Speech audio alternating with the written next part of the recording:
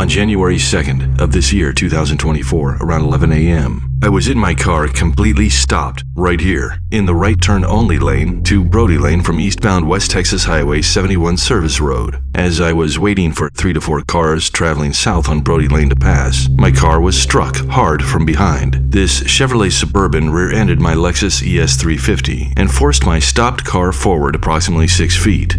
Fortunately, no injuries occurred, and we were able to drive into the parking lot right next to the incident location to exchange info. Lupe Arocha Jr., Texas driver's license number 149527774, the owner and driver of the Chevrolet Suburban that rear-ended my Lexus ES350 on January 2nd, 2024. Insured by Fred Loya Insurance, policy number 65366017206. Lupe wrote this information and handed this to me on January 2nd, 2024. Look, policy number when Lupe rear-ended me. Lupe also said he was stopped and was hit from behind, which is why he hit me, and then said the vehicle that hit his didn't stop and took off. When you see the picture I took of the Chevrolet Suburban license plate, you can ask, this Chevy Suburban was rear-ended? Where's the damage to the Suburban? Not even the rear doors and the tow hitch were bent a little. Based on physics, if Lupe's Chevy Suburban, that weighs close to 3 tons, was rear-ended hard enough to force his 3-ton Suburban to damage my car, wouldn't the rear end of the Chevy Suburban have some damage too? What vehicle can hit a 3-ton Chevrolet Suburban hard enough to push it and damage a third car, but didn't damage the Suburban at all and then was able to drive away?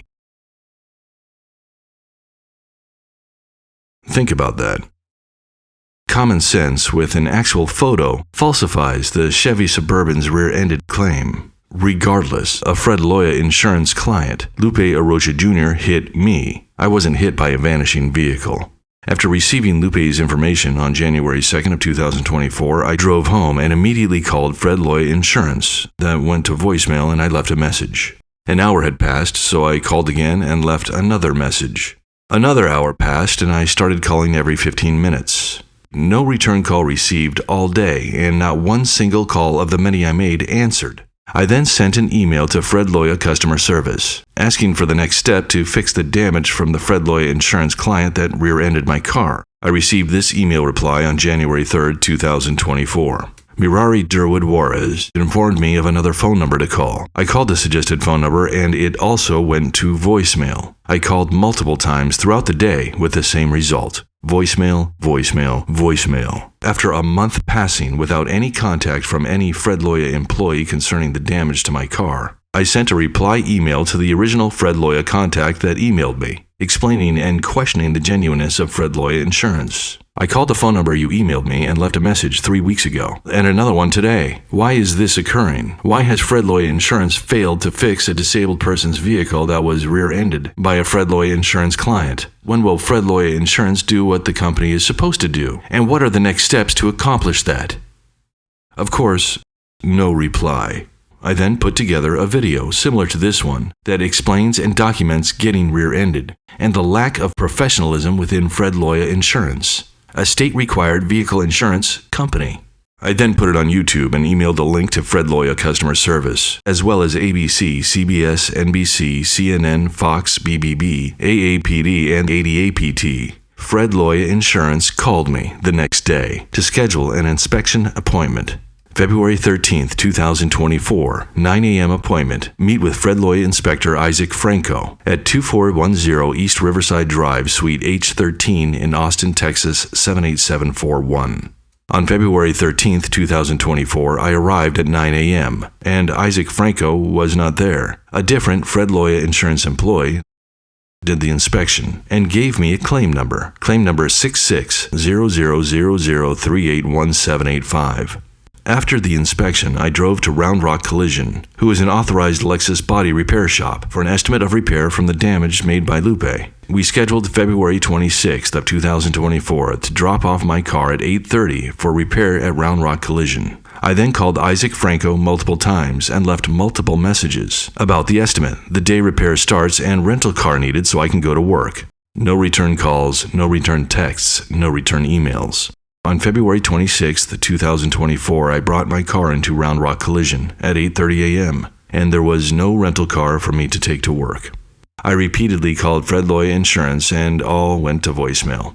I texted Isaac Franco about no rental car for over 2 hours and no return texts. I had to leave Round Rock Collision in my damaged Lexus and get ready for work.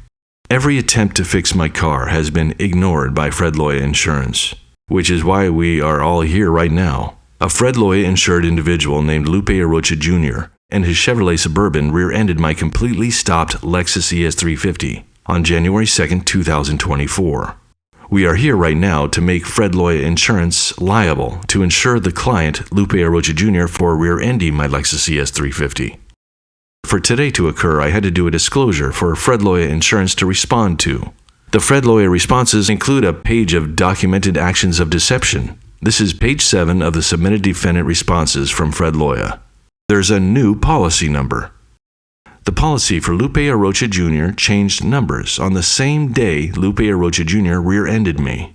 Why did Fred Loya employee number 110-04244 change the policy number from what Lupe Arocha Jr. gave me? What time did the policy number change? After 11 a.m.? Does the state of Texas allow an insurance company the right to change a policy right after a client's original insurance policy causes damage? In Texas, a driver who is at fault for an accident is liable for compensating anyone who is harmed as a result. It doesn't matter if the driver is in the front car or rear car. Whoever causes the accident could be held legally and financially responsible. My completely stopped vehicle that was in the proper place waiting for the approaching traffic to clear is not at fault in any way, shape, or form. My vehicle was rear-ended by an out-of-control Chevrolet Suburban being driven by Lupe Arocha Jr., 100% at fault for hitting my stopped car. In the context of Texas law, the state follows a modified comparative fault rule, meaning a plaintiff can recover damages only if they are less than 51% at fault. If the plaintiff's fault is 51% or more, they will not be entitled to any recovery. Any completely stopped vehicle has 0% in cause of the rear-end damage it receives. In closing, realize how faulty Fred Loya Insurance has performed. I would simply like my car repaired of all damages incurred when Lupe Arocha Jr. rear-ended my Lexus ES350 on January 2, 2024, including an additional $9,000, representing a $1,000 monthly Fred Loya Insurance fail fee of not fixing an expensive disability feature I bought and now can't use for any disability assistance. Fred Loya Insurance is liable for my 2011 Lexus ES350 complete rear bumper impact repair, a rental car during the repair, including $9,000 for a monthly total of complete disregard for a client's actions as well as altering documents to help escape the repercussions of a client, Lupe Arocha Jr. Thank you for my time.